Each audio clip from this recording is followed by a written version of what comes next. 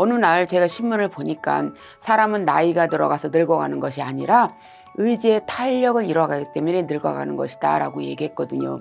배움을 손에서 놓는 순간에 우리는 노화가 시작된다. 그래서 우리 중년, 노년이 됐다고 해서 너무 고민하지 말고 지금까지 살아온 거에 대해서 다시 점검을 한 다음에 제2의 인생 시기를 보내는 거예요.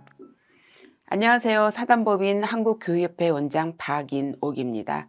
제 소개 한번 재밌게 해보겠습니다. 1, 2, 3으로 1. 1년 중에 오늘이 가장 행복합니다. 2. 이 자리에 나왔기 때문입니다. 3. 삶에 필요한 내용만 엄선하여 오늘 함께 하게 될 박인옥 인사드리겠습니다. 네, 오늘 첫 번째 시간에는요. 중년의 삶을 어떻게 보내야 행복하게 보낼 수 있는지에 대해서 함께 하도록 하겠습니다. 요즘 신중년 많이 들어보셨을 거예요. 신중년의 의미는요, 자기의 삶을 주도적으로 행복하게 활기 있게 살아가는 중년을 얘기합니다. 어느 날 제가 신문을 보니까 작년 기준으로 65세 이상이 900만 명에 이르렀답니다. 우리가 65세 이러면 전만 하더라도 굉장히 나보다는 아주 동떨어진 나이라고 생각했는데요. 사시다 보니까 한 해가 굉장히 빠르잖아요. 그래서 은퇴를 앞두시는 분들에게 여쭤보면 은퇴를 앞두면서 나이가 들면서 가장 걱정되는 건 첫 번째가 돈, 두 번째가 건강, 세 번째가 대인관계. 이 세 가지에 못지않게 또 중요한 게 여가라고 얘기하거든요. 남는 시간, 우리가 80세까지 살 경우에 여가로 보내는 시간이 40%에 해당하는 32년이라고 합니다. 그래서 아리스토텔레스가 이렇게 얘기했대요. 여가를 즐기는 사람만이 행복하다 이렇게 얘기했답니다.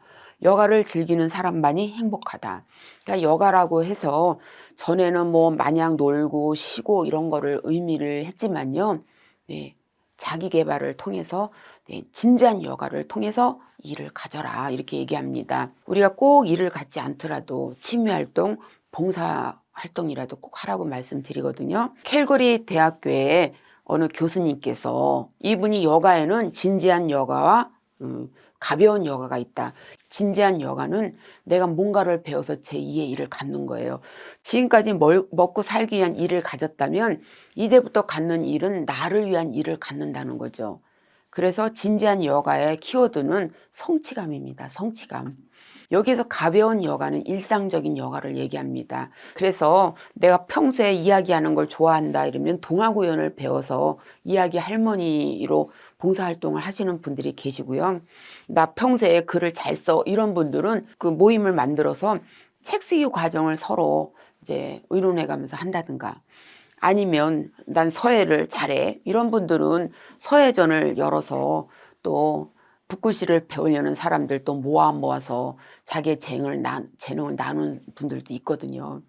대기업의 경우에는요, 보통 50대 초반부터 은퇴가 시작이 된다고 하는데 우리가 100세 시대를 살면서 50세에 아니면 55세에 60세에 은퇴를 해서 그 나머지 시간을 수입 없이 또 일도 없이 지난다는 건 저는 고통이라고 생각하거든요. 그런데 그 많은 시간을 어떻게 보내지? 어떻게 보내실 거예요? 저 역시도 스스로에게 많이 질문을 합니다. 너 나머지 삶을 어떻게 보낼 건데? 나 지금처럼 열심히 살 거야.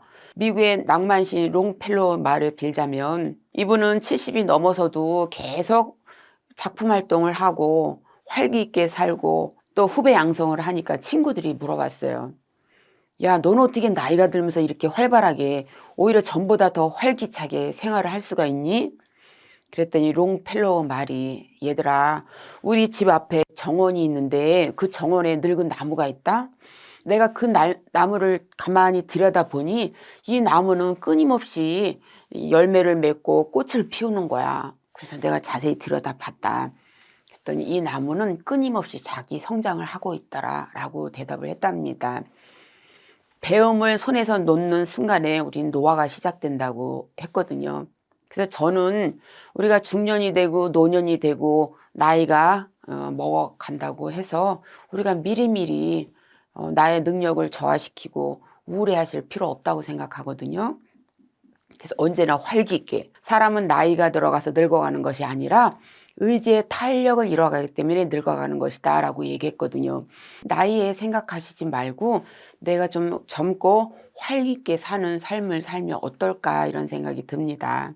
방금 전에 말씀드린 대로 우리는 의지의 탄력을 항상 재충전하면서 살아야 된다고 생각해요. 아침에 딱 일어나시면요, 정신적인 건강뿐만 아니라 육체적인 건강 둘 다 중요하겠죠.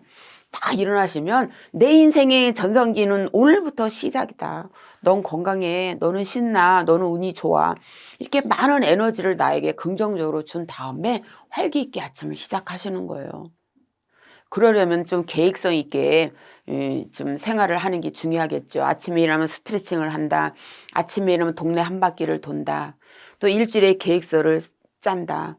내가 배우려고 하는 목표를 정한다. 이런 게 다 삶의 질을 높이는 방법이면서 활기를 주는 방법이라고 생각하거든요.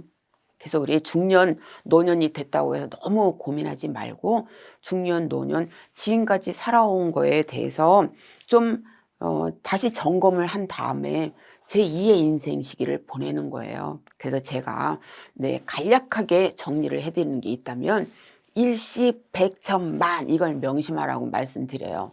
하루에 한 가지 좋은 일을 하고 10, 10사람을 만나며 100글자를 쓰고 1000자를 읽으며 만보를 걸어라 이런 거거든요. 네, 사람 대인관계에 하루에 10명씩 만난다는 거 그거 중요합니다. 왜냐하면 혼자 계속 있다 보면요, 우울감이 많아지고 또 계속 생각을 낳고 이래서 내가 전혀 의도하지 않더라도 깊은 이 생각의 밑바닥까지 내려가게 되거든요. 그러면 삶의 만족도도 떨어지게 되고 사람을 기피하는 현상도 있고 합니다. 내가 있는 곳에서 집에서 가만히 있다 보면요, 세상이 어떻게 돌아가는지 누가 열심히 하는지 아무도 모릅니다. 그런데 자극받을 수 있는 곳에 나를 갖다 놔보니까 나 그동안 며칠 동안 뭐 한 거야 이렇게 열심히 하는 사람들이 있는데, 또 새벽에 남대문 시장 가니까 내가 잠자는 이 시간에 이렇게 활동을 많이 하는 사람이 있어. 이런 자극들이 결국 나를 성장시키는 게 아닌가 이런 생각 들거든요. 제가 아이를 키우고 있을 때 어느 날 여성 잡지를 딱 봤는데요, 제가 처녀 때 훈련원에서 강의를 했었어요. 근데 제가 가르쳤던 학생이 한 서너 개의 자격증을 다 이렇게 양쪽에 들면서 저 이런 자격증을 딴 여자예요 이러면서 이렇게 나왔는데요, 그걸 보고 제가 충격을 받았어요. 내가 아이하고 이렇게 지지볶고 사는 동안에 저렇게 자기 개발을 한 여성이 있구나. 그때가 제 첫 자극이었거든요. 나를 자극받을 수 있는 곳곳에 한번 나와보세요. 그러면 분명히 자극이 올 겁니다. 이런 자극을 통해서 우리가 인생 이망, 앞으로 남은 30년, 40년을 정말 활기 있게 사셨으면 하는 생각이 듭니다.